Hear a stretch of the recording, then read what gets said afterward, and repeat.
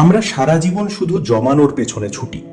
আমরা ভাবি যত বেশি জমাবো তত বেশি ধনী হব, কিন্তু মহাবিশ্বের স্রষ্টা আল্লাহ তাআলার হিসাব সম্পূর্ণ আলাদা। তিনি বলেন, তুমি আমার রাস্তায় দাও, আমি তোমার ভান্ডার পূর্ণ করে দেব। আজ আমরা এমন এক মানুষের গল্প শুনব যিনি নিজের রাতের শেষ খাবারটুকু অন্যকে দিয়ে দিয়েছিলেন। এরপর তার জীবনে যা ঘটেছিল তা কেবল অলৌকিক বললেও কম হবে। বহু বছর আগের কথা। এক গ্রামে প্রচণ্ড দুর্ভিক্ষ দেখা দিয়েছিল। ঘরে ঘরে খাবার নেই। এমনই এক কঠিন সময়ে এক দম্পতির ঘরে অবশিষ্ট ছিল মাত্র একটি রুটি। স্বামী স্ত্রীকে বললেন, এই রুটিটুকু তুমি খেয়ে নাও, সারাদিন তুমি অনেক কাজ করেছ। স্ত্রী বললেন, না, আপনি তো বাইরে কাজ খুঁজতে গিয়ে ক্লান্ত, আপনিই এটা খান। হঠাৎ দরজায় করাঘাতের শব্দ। বাইরে থেকে এক ক্ষীণ কণ্ঠ শোনা গেল, আল্লাহর ওয়াস্তে আমাকে কিছু খেতে দিন, আমি 3 দিন ধরে না খেয়ে আছি। দরজায় একজন ক্ষুধার্ত মানুষ, সম্ভবত আমাদের চেয়েও তার অবস্থা বেশি খারাপ।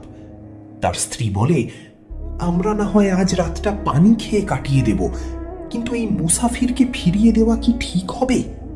তুমি ঠিক বলেছ, আল্লাহর মেহমানকে খালি হাতে ফেরানো যায় না। লোকটি দরজায় গিয়ে হাসি মুখে সেই রুটিটি মুসাফিরের হাতে তুলে দিলেন।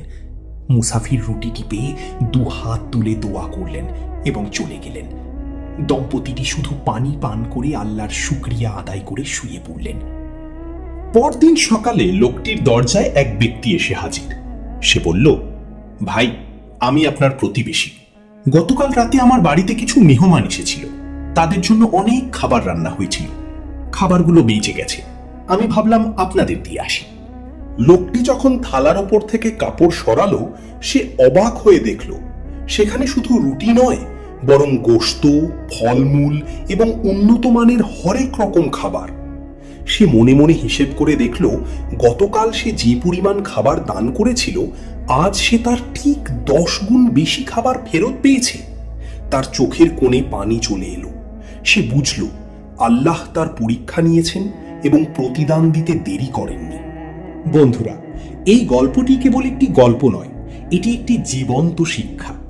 শয়তান আমাদের কানে এসে ফিসফিস করে বলে, দান করো না, দান করলে তুমি ফকির হয়ে যাবে।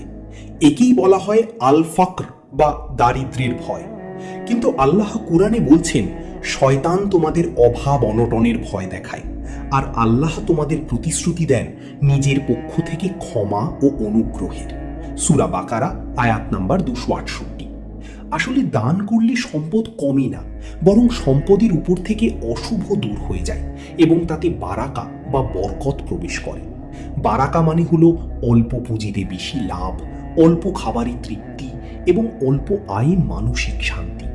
আজকের যুগেও আমরা এর প্রমাণ পাই। বড় বড় সফল মানুষদের জীবনী পড়লে দেখবেন তারা আয়ের একটি অংশ চ্যারিটিতে ব্যয় করেন।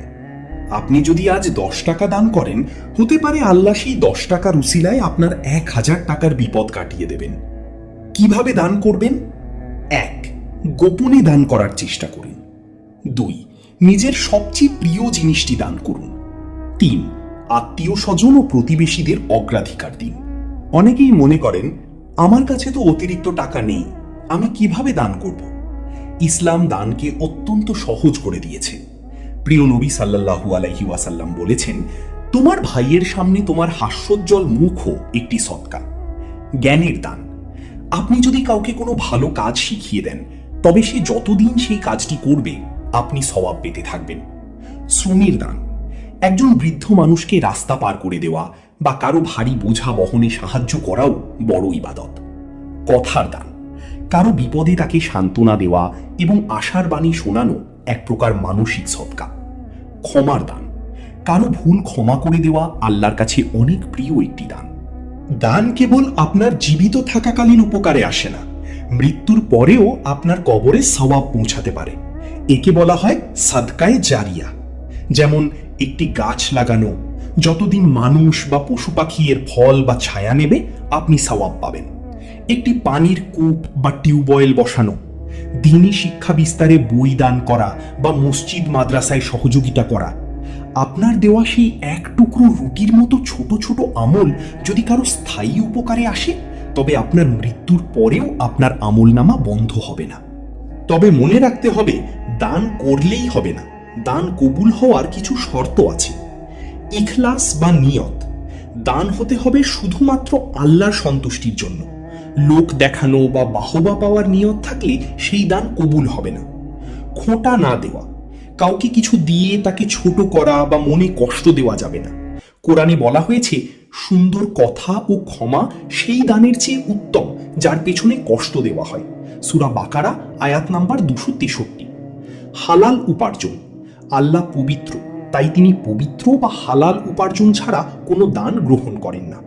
পরিশেষে বলবো, আমাদের হাতে যা আছে তা নিয়ে কৃপণতা না করে আল্লাহর উপর ভরসা রাখা শিখি।